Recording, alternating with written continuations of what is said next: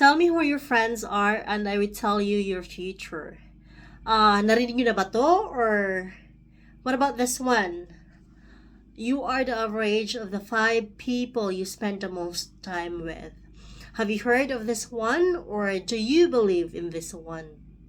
You know what? Whether we admit it or not, and whether we like it or not, we are influenced by our environment. We are impacted by the people around us, yung mga taong palaging sinasamahan natin. So, if yung 5 mga taong palagi mong makakasama ay mga marites, mga tambay at walang pangarap sa buhay, then chances are ikaw yung pang-6 na marites na tambay at wala ring pangarap sa buhay.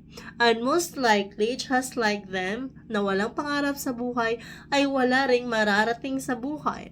But, if you hang out with successful people who have dreams and goals in life, people who take responsibility, and people who take actions, then chances are you will be successful as well, just like them.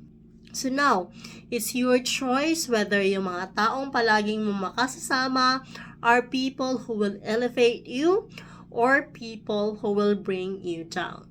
So, if sa tingin mo, yung mga friends mo or yung mga taong palagi mong kasama don't contribute to your growth or propel you towards success, then maybe it's time to reconsider whether it's worth keeping them or not. You know, it's great to be with like-minded people.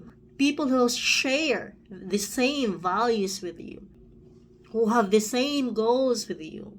So if you are the type of person na mapili with terms sa mga kaibigan at sinasamahan mo, then I do not blame you.